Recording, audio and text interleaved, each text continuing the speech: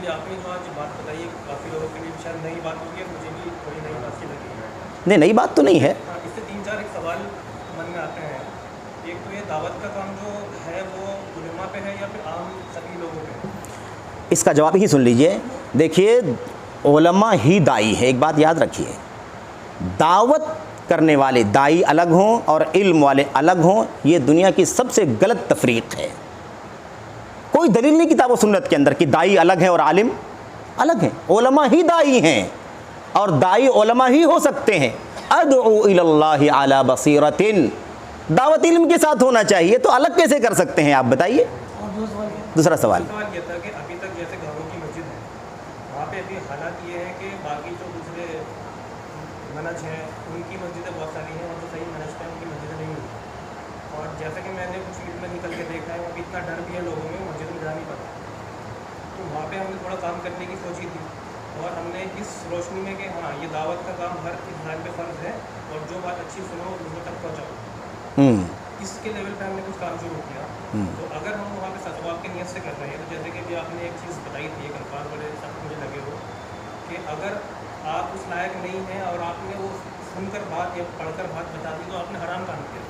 अगर आपने उस तरह से, जिस तरह वो है, अगर उसके इल्म के बगैर आपने यूं ही पहुंचा दिया, वो तरीका आपने बताया कि मैंने किसी उलेमा से वो बात ली हो, उनके सोबत में जाकर, हाँ, उलमाए सलफ़ से, उलमाए हदीस जो पुख्ता हैं उनसे इल्म हासिल कर। वो बात सीखने के बाद मैं उलेमा नहीं बन गया, अब मैं वो दावत का काम किसी दूसरे के लिए कर रहा हूँ। आलिम नहीं बन गए, आपने बस वो बात यहाँ से आपको परफेक्ट मिली है, आपने उसको एज इट इज़ पहुँचा दिया। ठीक है, अब मैंने जिसको पहुँचाया उसके लिए मैं तो उलेमा नहीं हूँ, हाँ ठीक है, तो उसके लिए वो चीज़ हराम हो जाएगी। हाँ, उसके लिए हराम नहीं होगी अगर आपने पूरी अमानत के साथ ये ऐसे ही वो बात पहुँचाई हो तो।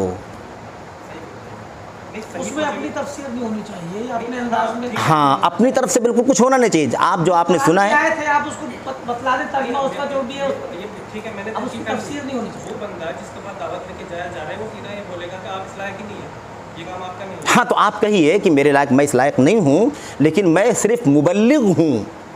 ये बात मैंने फ़लाँ फ़लाँ उलमा से बाकायदा पूछी है, सुनी है, पढ़ी है, और मैं ऐसे ही जैसे मैंने पढ़ी है, सुनी है, ऐसे ही मैं आपको पहुँचा रहा हूँ। अगर यही बात, यही अल्फाज हमसे कोई जो आप सोशल मीडिया पर बोल रहे हैं वो ये बात बोलते हैं कि फ़लाँ फ़लाँ बात फ़लाँ फ़लाँ उलमा से आई है, तो फिर वो खाता गलत, कोई हर्ज नहीं है, बिल्कुल जायज़ है। इसलिए मैंने कहा ना, यहाँ तक रुकते नहीं हैं लोग जो फतवा दे रहे हैं। ये लोग अच्छा कहते हैं कि हम अपनी तरफ से कोई फतवा नहीं देते, हम अपने फतवा देने वाले बड़े उलमा और मुफ्तियों का फतवा कोट करते हैं, लेकिन 100% झूठ बोलते हैं। बाकायदा ऐसे फतवे दिए हैं कि आपको उम्मत में किसी आलिम का फतवा नहीं मिलेगा। तो हकीकत नहीं है ये। आम लोगों को दावत नज़रियाती तौर पर ये आपकी बात सही है, यानी ये थियरी तौर पर बात सही है अपनी जगह पर, लेकिन प्रैक्टिकल में ये चीज़ सही होनी चाहिए, तभी ये चीज़ होगी।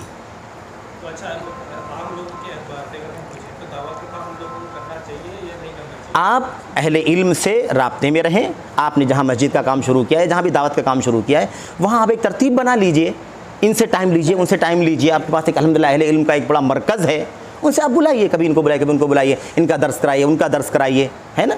ये सिलसिला जारी, अहले इल्म ही से वो इल्म पहुँचाइए ना, मसला ख़त्म हो जाएगा।